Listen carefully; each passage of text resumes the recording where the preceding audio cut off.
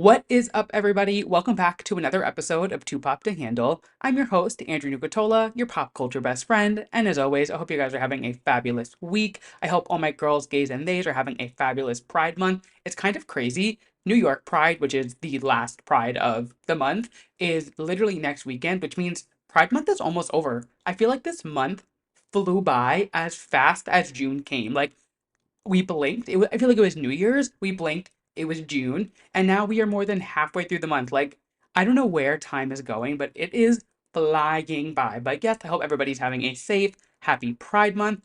As you guys know, I went on a very long bender last weekend, Guffball, Charlie, and then we just decided to keep it going. Like, we went out Thursday, Friday, we went to go see family. Saturday, we came home. We went out Saturday night. Actually, funny story. We got last minute tickets to go see Paris Hilton Saturday night do a DJ set, and I was so excited because if you know me, you know that like the Y2K It Girls are like my favorite niche pop culture category.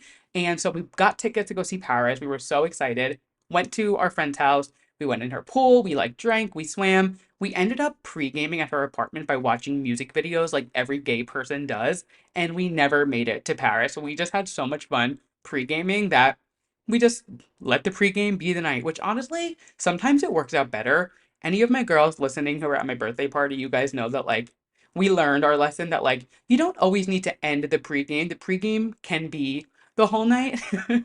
So yeah, we didn't make it to Paris, but we did have a very fun weekend. It was like a perfect mix of still continuing to have fun. We saw family, we saw some friends, partied a bit, relaxed a bit. Oh my God, we finally tried. If you're on TikTok, pop-up bagels, which I feel like everybody has seen is that bagel place that you tear the bagels and you dip it into the cream cheese. They just opened one on the Upper East Side, which is closer to us than downtown. So we decided to go over there on Sunday.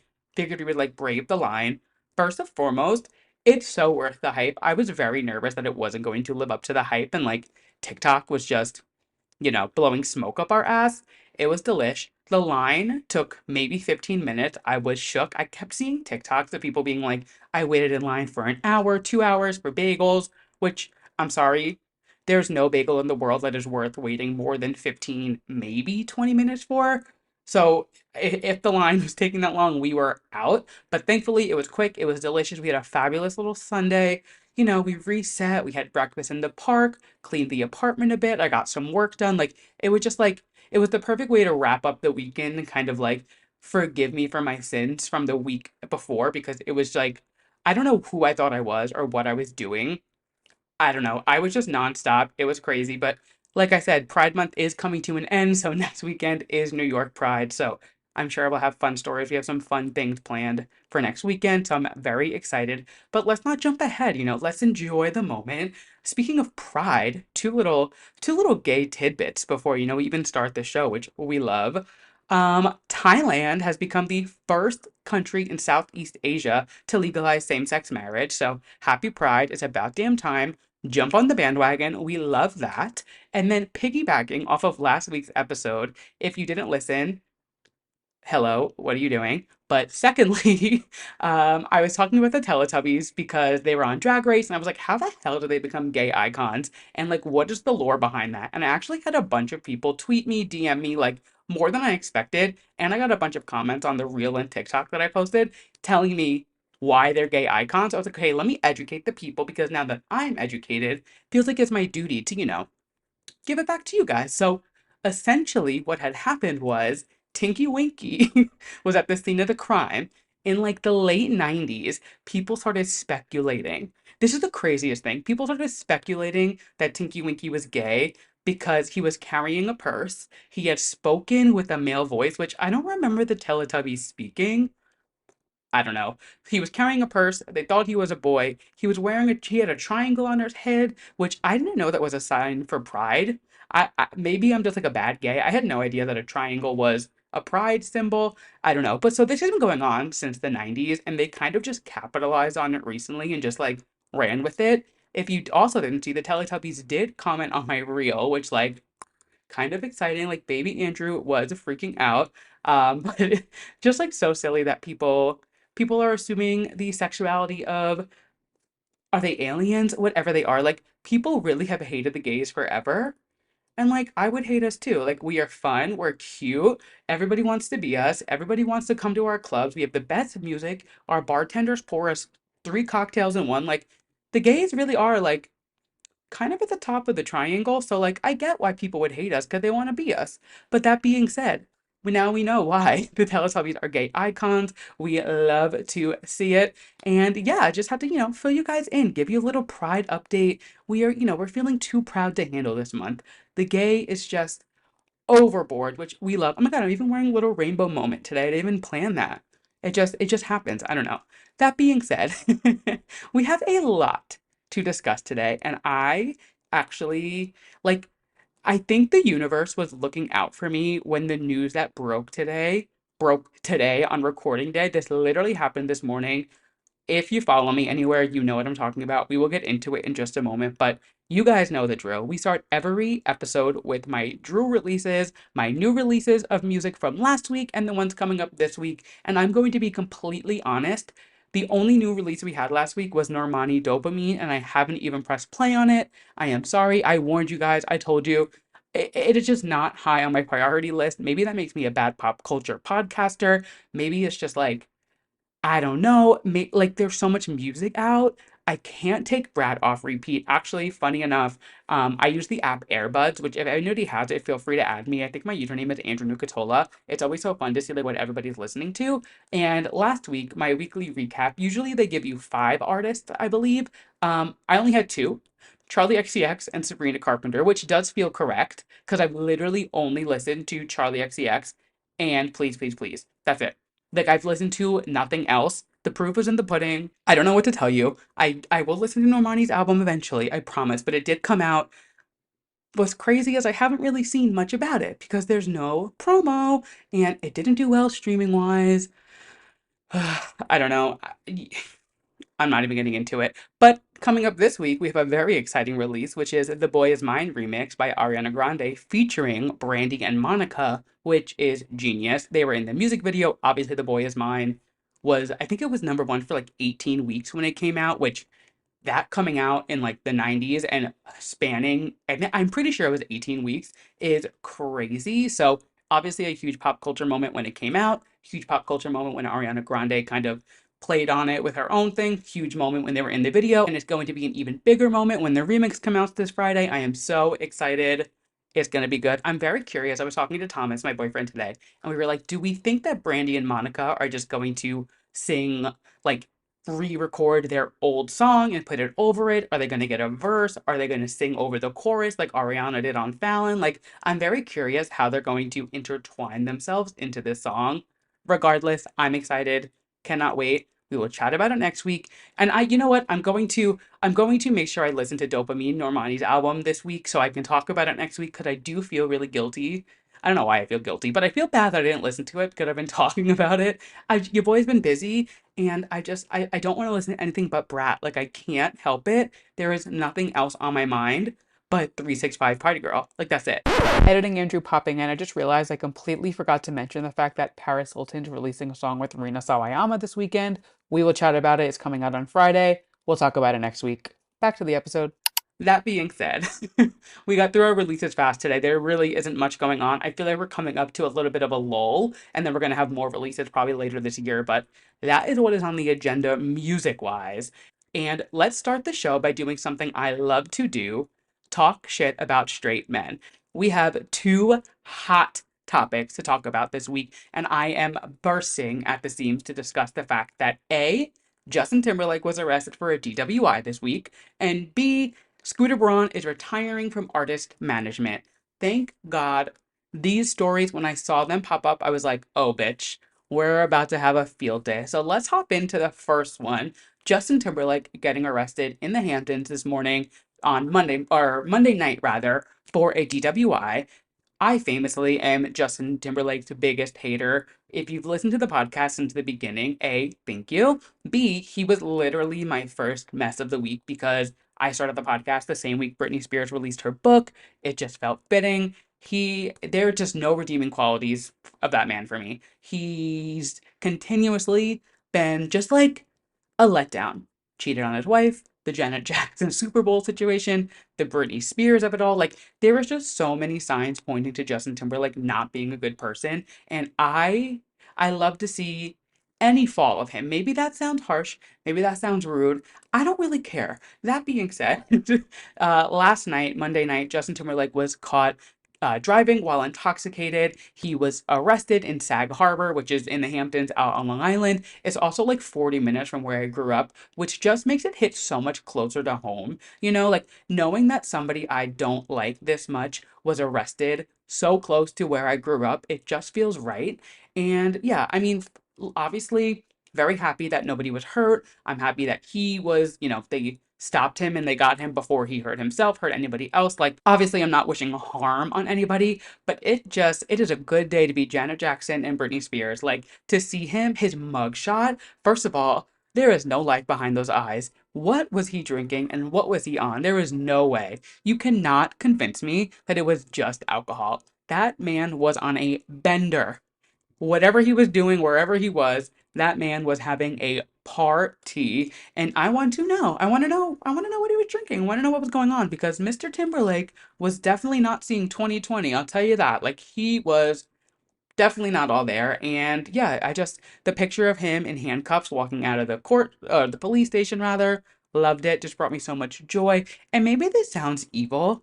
Maybe this sounds like, why are you preying on somebody's downfall?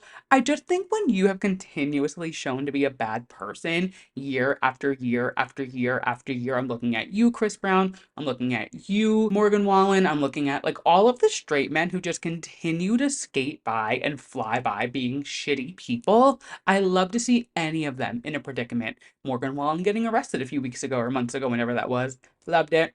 Chris Brown, I'm sure he's gonna punch someone or something in the next few weeks, and I love to talk about that. Like, I just love to see people who have done bad things get knocked off their high horse because these men just like roam through life and think that, like, oh, yeah, I've done bad things and I'm a shitty person, but I can get away with it because I've done it before. And even though they will continue to get away from it because our system is fucked, it just makes me happy to know that, like, they can slip up and they can get, knocked off their horse and get some, sense knocked into them for 4 hours before they go right back to what they were doing. But that being said, hope you had fun last night being, obtained by the police, Justin. And the next man that we are roasting is Scooter Braun. So if you are unfamiliar with who Scooter Braun is, I'm sure everybody listening to this knows who he is, but on the off chance that you do not, he is essentially the reason why we get Taylor's versions from Taylor Swift. He bought Taylor's masters a few years ago, and he is really the reason why, like, now she has to re-record all of her music because he wouldn't sell it back to her. Like, that was a whole drama. On top of him also being I will say he has done some killer management for some artists like Justin Bieber, Ariana Grande, Demi Lovato. Like, he has managed top talent and he is very good at what he does, but that does not mean he is a good person by all means. I feel like most corporate men are really good at their job, but really bad people is like a trade-off, you know what I mean? So Scooter has announced that he is retiring from artist management. Thank God. I feel like anytime anybody works with him, anything goes on with him, there's just drama tied to it. He seems sleazy, he's kind of like a rat, like, I don't know. Not my vibe. He's not retiring completely. He's going to focus on his side project, which is Hybe. I believe it's like a social media type platform that he's launching. Not really sure. Don't really care what he's doing. Don't plan on looking into it more. I skimmed a few tweets and that's really what I could get from it. Like, artists can join it to share exclusive content kind of vibe, which if you've been in the fandom space for years, anytime there is a new platform where artists can go on and share exclusive content with people, it never really works. I feel like there's been so many, specifically like the Jonas Brothers. I feel like they have done so many fan exclusive apps and websites and this and that. And like it lasts for 3 months and then it kind of falls under. So I'm sure that this will follow suit, but we will see. I won't be seeing, I probably won't be keeping up with it. But that being said, it just felt so good to start an episode during Pride Month talking shit about straight men. You know what I mean? Like, get that out. Like, it is our month. I love to see bad straight men failing. And yeah, I just wanted to, get that out. Really just like set the scene for the episode because now we're going to talk about some fabulous girly pops.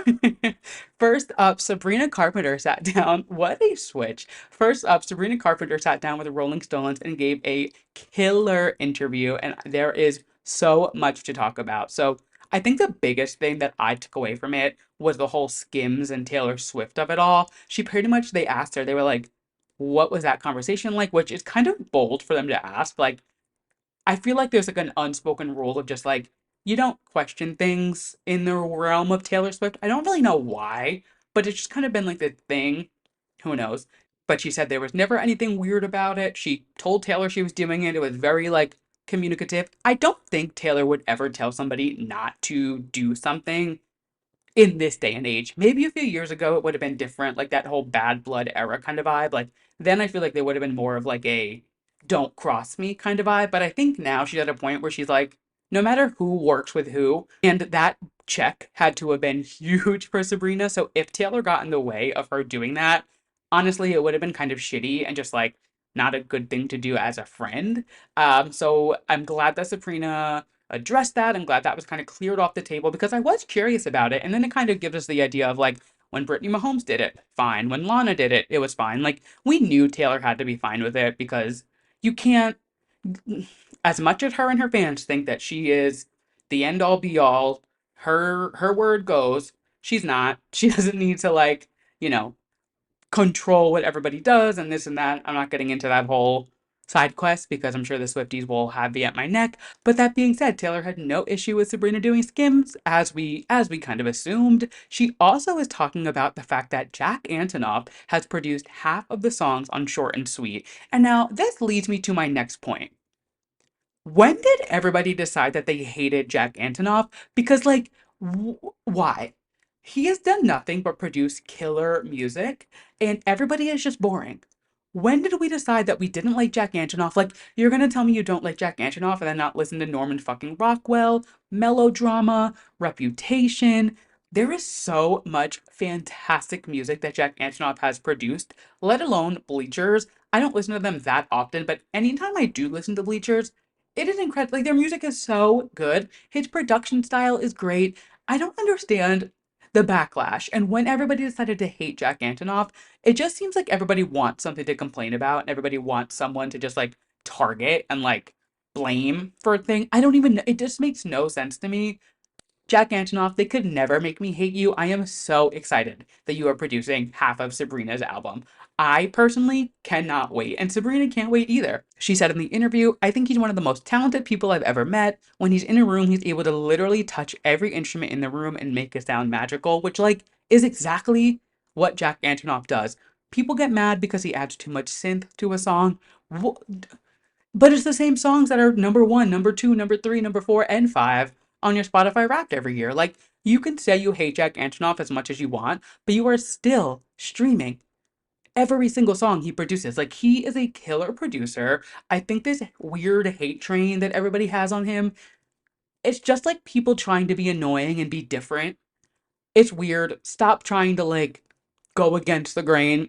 Jack Antonoff is a killer producer, whether you like it or not, and I cannot wait to hear what he does on Sabrina's album. She also talked about Mr. Barry Keoghan, who you guys know I love the two of them together more than anything, and they pretty much asked about their relationship, and I thought her answer was very interesting. She said, how can I skirt around this? The dating pool is the pool. When you meet people that feel authentic and are so brilliant and amazing in every way, that's what you do. Which is just like, a, kind of funny she's not confirming it when clearly they're together. And B, like, when you find someone who is brilliant and amazing in every way, that's what you do. I love them. Oh my god, I love them so much. They're literally my favorite couple. I will eat up every single piece of Sabrina and Barry content there is.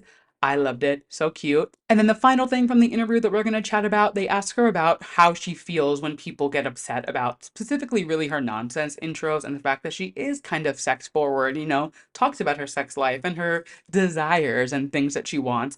And I think she answered perfectly. She said, those real moments where I'm just a 25-year-old girl who's super horny are as real as when I'm going through a heartbreak and I'm miserable. Point blank, period. Like, why do people get so mad when women are talking about their sex life? People are weird. People get too fixated on it. I love this answer. I love the way that she just kind of like keeps it real, tells it how it is. I mean, I guess the Barry thing, she kind of skated around a bit, but that aside, we all know that they're together. Obviously, I think that was just like her being cheeky and being fun with the question. And I also don't think celebrities owe us anything about their personal lives or relationships. So I thought the way she answered that was perfect. But for the most part, she really does keep everything, I feel like, 100. And she just kind of like tells it how it is, speaks her mind. I love her. She's a perfect pop star. Cannot wait for her new album. Ugh, I cannot wait. It's going to be so good. And that was our first little girly pop moment of the episode. There are plentiful, as you can assume, because, it's me. Next up, another girly pop who I just love with my whole heart, Miss Ariana Grande. So the second part of Podcrushed, Penn Badgley's podcast, came out this week, and she was talking some interesting games. So she says after the Met Gala performance, she went home and recorded 10 more songs. Personally, I think she performed Into You for the first time in years, and she was like, oh wait, I'm kind of that bitch. Let me get back in the studio. So I do think we will be getting an Eternal Sunshine Deluxe, which I am over the moon for. You guys know that is my number one album of the year right now. It is fantastic. I loved it. I love the rollout. I love everything about it. And I am very excited for anything coming out of this era. And the fact that she is not just ending it and she's continuing to slowly roll it out is such a fun way to do it. I feel like so often, I mean, we're seeing it with a lot of artists this year, release the album, do a little press, cut it.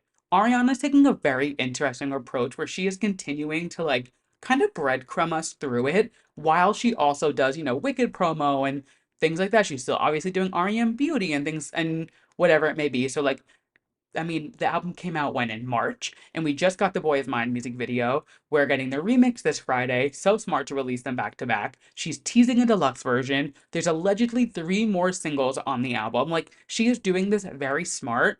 A, to keep us interested and kind of like fed through the year. And B, now she doesn't have to release another album for a while because she is doing it in a way that isn't milking the album to a point where it's like in our face because she kind of takes a step back for a few weeks and then comes back with it. Like she's doing a very good job at playing her chess pieces, and I'm very into it. I love whatever she is doing. So a second part of this album is exactly what I personally need from her. And then I also just have to point out the way that she lights up when she talks about Wicked is the most like adorable and cutest thing in the world. You can just tell how excited and proud she is to be a part of that movie and how much this role means to her. And she literally started crying when she was talking about this role and how special it was to her and how she went through so much training and vocal training and voice lessons and acting lessons before she even auditioned for the role. And she opened up a little bit saying how everybody was saying, obviously, you're the obvious choice, but it wasn't just handed to her. She auditioned, she did the work, she really went off the grid for a while to really almost like method act and get into the mindset for Glinda. And I think the work that she put in is now paying off because she's seeing how excited everybody else is for her to be in this role, which is quite literally the role of her lifetime. Like, she was born for this role, the way that she loves Cynthia, the way that she loves the whole cast. Like, I mean, we all know she loves Ethan, but she is so excited and so proud to be a part of this movie, and it just shows in every interview she's done. And we're nowhere even near the release of this movie. It's just like there's so much more to come for Wicked. The pre-save for the album just went live. I don't think there was a date for it. I didn't catch a date, but you can pre-save it. Like, we are getting closer to Wicked every single day, and I cannot wait. I am so freaking excited for that movie.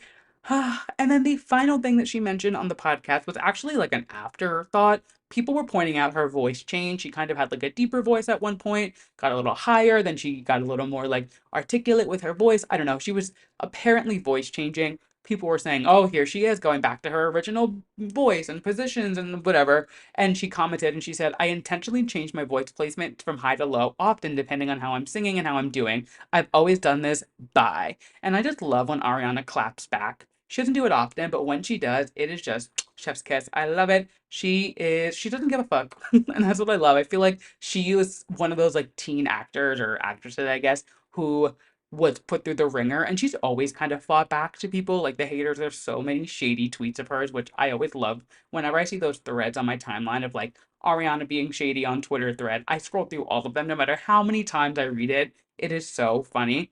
And the fact that she just continues to do it, she's the same Ariana. She is not left. Like, I love that bitch. I'm just eating up every single thing she is doing. I cannot wait to see where this pans out, what else she has in store for Eternal Sunshine, for Wicked, for everything. Again, the Boy Is Mine remix comes out this Friday.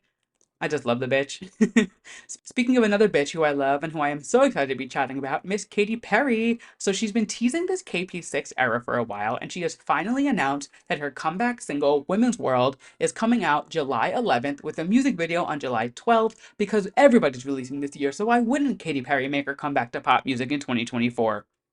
Regardless, I'm very excited. There's been some, when I say some, I mean a lot of chitter chatter online. People are already opening their mouths and like bitching about the snippet, complaining about who it's produced by, talking about this, talking about that. We'll get into it. And I'm just like, I understand your points and whatever, but can we just like let the song come out? Can we just enjoy the music? Let's see the rollout. Let's see the album. I mean, to be completely honest, Taylor Swift doesn't release the best lead singles and the albums end up being perfect.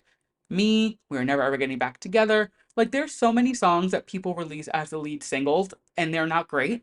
And then the album comes out and the album is fantastic. And I just hate the way that people jump to conclusions that like, oh my God, this song's gonna be shitty because of a 10-second snippet. Can we be serious for 1 minute?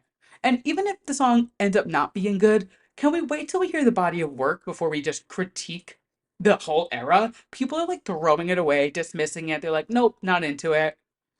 I just can't. People are so annoying. Like, people are so goddamn annoying. That being said, there are some murmurs that it is produced by Dr. Luke, who obviously is very problematic. And I don't know if he did produce it. I don't know if it's true. It might just be rumors. People are always trying to tear Katy Perry down. There's a lot online right now, I feel like. But yes, people are saying that the song is produced by Dr. Luke. I don't know if that's confirmed, like I said, but am I thrilled about that? No, but I'm still gonna listen to the song. Like, and I feel like anyone who's being like, I'm not listening to it because of that, I just don't think that's true. Like I get it. I understand not listening to an artist because you don't support how, their views or the person they worked with or things like that. I 100% get that. And if that's your prerogative and what you do in your music listening endeavors, that is fine by me. I commend you. I don't blame you. But I'm not listening to a Katy Perry single. I'm sorry. Like I'm a gay man. I grew up listening to Katy Perry. I'm not listening to this song because of that. Maybe that makes me problematic. Maybe I'm going to get canceled for it. I don't really know. We will see. But regardless, obviously, I'm not thrilled if that is the case. If she is working with him, obviously, that's just like, what are you doing? There's so many producers in the world. But that being said, Kesha is chiming in allegedly again. We never know if these are really related, but timing is timing. And Kesha did tweet LOL last night, which I love Kesha. I love Katy. I love them both. And if that is about Katy, we are so back. Like that is so 2010 coded. Like Kesha and Katy Perry subtweeting each other. Well, I guess just Kesha subtweeting Katy, but like them subtweeting each other over something like that. Ooh, spicy. Like the girls are kind of fighting. And I'm kind of eating it up, I'm not gonna lie. Like, I know, again, I know it's not, we shouldn't support him, and I don't. I don't seek out his music. I don't, like, I'm not sitting here being like, "Ooh, what is he working on?" I could give two shits. I just talked so much shit about straight men at the top of the show. You guys know, not my thing. I don't know. I don't know. Like, I wasn't there when they picked the producer. I wasn't in the room with them. Sue me, I guess. Personally, I am very excited for whatever Miss Katy Perry has up her sleeve for this era. It comes out in July, like I said, which seems so far away, but it's literally 3.5 weeks away, which is both exciting that we're getting it so soon and also disgusting that July is in less than 3 weeks away. That is insane. Where is time going? Like, we are flying through 2024, and it's kind of terrifying. Like, am I the only one who's like, trying to like hold on and like buckle up for this year because we are literally more than halfway through. It's insane. Time is fake. I don't even know. I don't know. It's crazy. And with that, we have made it into our TV recap section of the episode. I did not watch The Kardashians last week. Do not sue me. It is Pride Month. I am busy. Give me a pass. I am sorry. But that being said, since I am gay, I did watch RuPaul's Drag Race this week, of course. And it is another day in the workroom, and the girls are pretty much roasting each other from start to finish of this episode, which I kind of love. Ru comes into the workroom, and we find out that the girls are they're pretty much voting on superlatives, essentially, of the girls, who's most likely to run for president, who's the most delusional, who's most likely to be known for their thick ass, like, superlative type thing, just normal drag race things. As they vote, whoever has the consensus and whoever votes for the most voted for queen gets a point. At the end of this thing, we find out that Georges ends up winning, and she wins not only money for her charity, but a beautiful benefactress badge, which is just like kind of crazy to think that they're winning badges for mini challenges. Badges were like the coveted item of the entire thing, and now they're handing them out like candy, I guess. So Georges does win, and then we find out that after they just roasted each other in the superlatives, now they are doing a roast, which I love a roast episode. It is so much fun. I just feel like it's a perfect way to kind of see the girls get shady with each other, but since they are in this like sisterhood, you get a pass. You know what I mean? Like you're able to say things that you wouldn't normally say to each other, but you get a pass because it's a roast and like it's the competition. I love a roast. Since Georges did win the mini challenge, she gets to pick the order. Chanel is first. She's actually excited for it, which is so weird. Going first in a roast is not easy, and I feel like the fact that Chanel was excited for it just kind of shows her confidence and the fact that she's like, I'm a host all the time. She literally says it, she's like, this is what I do. Put me wherever, I'm good to go. But she wanted to go first, so good for you, girl. Georges puts herself second. Then we have Plastique, Roxy, Vanjie, Angeria, Gottmik, and Nina is closing the show, which is shady boots on Georges' part. Closing it is probably even harder than opening it, I would say. They are, tit for tat. And Nina is not happy that Georges put her at the end. And I mean, I get it, but also somebody has to go last. Get over it. I feel like when you express that you're upset about going last, it almost is like a moment of weakness because you're showing that like, fuck, I don't think I can do this, which you're on All Stars. On regular season 2, like, hey, you're on Drag Race, you are here for a reason, but especially on All Stars, like, you're there, you're back. You got asked back a second time for a reason. Bitch and moan in your confessional. Don't do it in the workroom. Don't let the girls see, don't let them see you putting yourself down. Don't be weak. Because as soon as they see weakness, they're going to get you. You know what I mean? That being said, they all end up killing it. Like, this roast was actually so good. I thought Chanel was the perfect opener. She killed it. Georges was hilarious. The way that she took Rue's notes so perfectly from the week before, came out in that boy drag, literally came out looking like she should have been on a construction site, but then was like, hey, oh my God, it was so good. Exactly the critique Rue gave her last week. She is applying it a week later. So smart of her. I thought it was genius. She was so funny. Plastique was third. She killed it. I am so proud of her. The way that she has been killing these comedy challenges. She was kind of struggling a bit at the beginning, I'm not gonna lie, with the acting challenges. She can do a runway. She can look pretty. We know that. But if you think back, like Snatch Game, she didn't do great. There was definitely, some blips. But then last week she was in the acting challenge. She killed it. This week she killed it in the roast. She's doing really well. I'm really, really proud of her. I think that character mindset that she has, where she said, like, oh, if I'm playing a character, I can be somebody else. Even if it is the slightest thing different from her, like she was dressed as Sailor Moon. You're Plastic Tiara. Like, you still look pretty. You were still in a pretty outfit. Like, she wasn't really playing that much of a different character, but whatever it takes to get the job done, who cares? She killed it. I thought it was such a good idea, such a good tactic.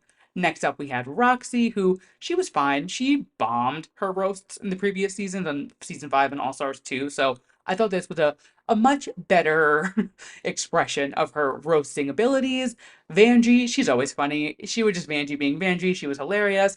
Angeria, my Southern belle, always so funny. God, I love her. She killed it in the roast. Gottmik was hilarious, but she was only hilarious because there were Nikki Glazer's jokes. Let's talk about it. So, if you did not watch or you don't know, it was literally copy and paste Nikki Glazer jokes from one of her roasts that she has done. And Gottmik does not give a fuck. She which makes it even funnier, to be honest. Like, she literally tweeted, she was like, do you guys think the queens are all writing their own jokes? I'm obsessed with Nikki Glazer. I took her jokes, spun them for the show, and I went out and did it. Also, she was cut off this week. Whether it was good or not, it didn't really matter. She was not going to get the badge, even if she won. Like, it didn't matter. So, honestly, kind of a perfect week for her to completely plagiarize somebody's jokes because she couldn't get a badge anyway. I thought it was very, very interesting the way that she responded to this, because I was like, oh, she really does not care. She is fully just owning it, doing her thing. pushing along with it. You know what? Good for her. And then we got Nina going last, who ended up doing phenomenal. I thought she did such a good job for somebody who was so worried to be closing the show. Like I said, everybody really did a really, really good job. Michelle even said this is one of the first roasts where every single queen did a good job. I have to agree. It was a really, really good roast. The runway, I'm gonna be honest, I did not love this runway. It was, I don't know, nobody really like blew me away. Nobody was great. Nobody was that bad where I was like, ooh, I hate that. But it's just then like, I don't know. The runway wasn't that crazy for me. We then find out the winners of this week's challenge is Plastique and Angeria. Honestly, everybody really did do a great job this week, but I completely understand the two of them winning. And you guys know I am always here for Angeria winning anything. They go on to lip sync to Be My Lover by La Bouche, which is just like the typical perfect 90s club song. When it started, I was like, oh, this is a good song to lip sync to. Angeria devoured. Plastique once again didn't know the words, but I kind of love that she just owns it. She just like pointed at Angeria during the fast part and she was like, go ahead. And Angeria knew every single word to that fast part. I was kind of gagged. Not that she doesn't always blow me away, but I was like, oh, she knows the words. Like she studied, she was ready, and she was good to go. I loved it. And like I said, Angeria always wins in my heart, and she won this lip sync. Love to see it. She now has, what is that, 3 badges for Angeria? 2 or 3. I don't know. Regardless, she was cut off for a while. I'm very happy to see her getting a badge. And that is RuPaul's Drag Race for the week. And that concludes our show. But you guys know the drill. We don't end any episode here at Too Pop to Handle without discussing my yes and my mess of the week. My yes being something I'm loving, my mess being something I'm not loving, and we always start on a high note, so let's kick it off with my yes. Chappell Roan dressing as Divine at the Kentuckiana Pride this weekend was so incredible.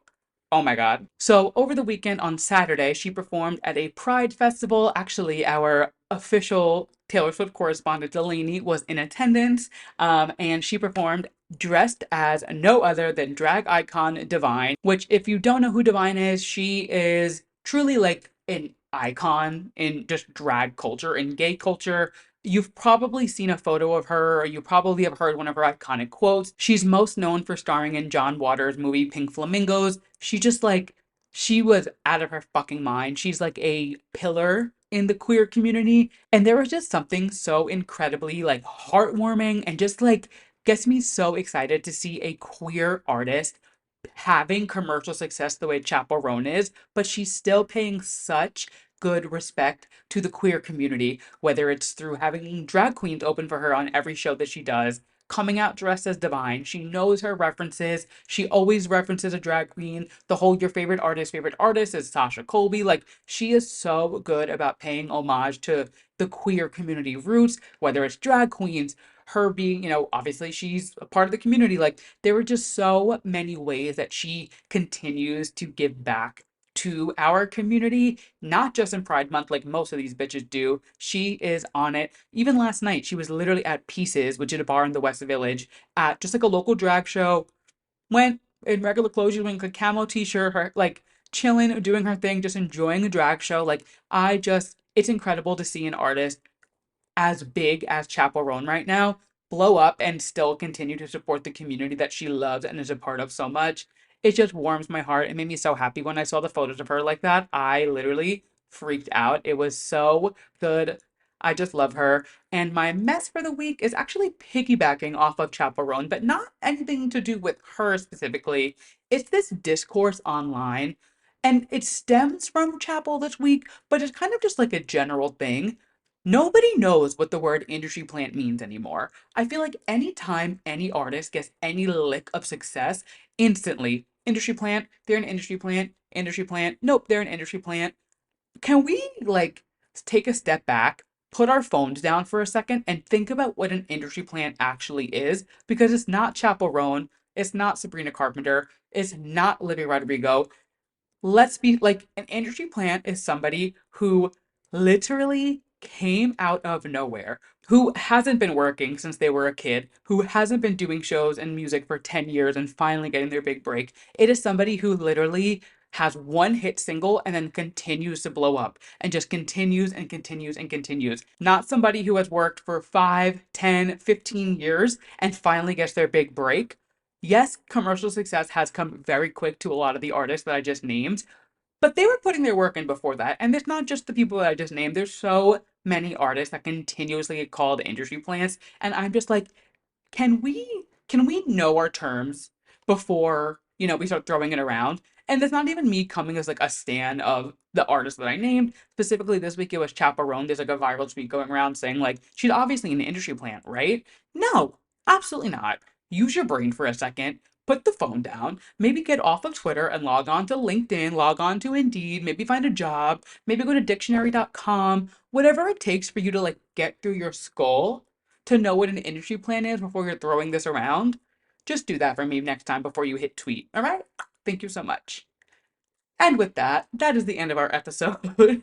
Thank you guys so much for listening to this week's episode of Too Pop to Handle. If you liked what you heard, make sure you leave us a rating, give us 5 stars, leave us a review. If you're watching us on YouTube, make sure you give us a big thumbs up. Drop a comment down below. Let me know what you're thinking. Let me know your favorite industry plant. Let's chat about it. Hit that subscribe button, hit the bell. If you would like to follow us on social media, we are at 2pop to Handle on all platforms: Instagram, TikTok, Twitter. If you're interested in following me on Twitter, my personals are at Andrew Nucatola. Everything will be linked in all of my descriptions down below. And like I say every single week, if everybody listening to this sends it to one friend, I'll double the listeners. Simple math. It is easy as that. And with that, I will catch you guys next week. Bye.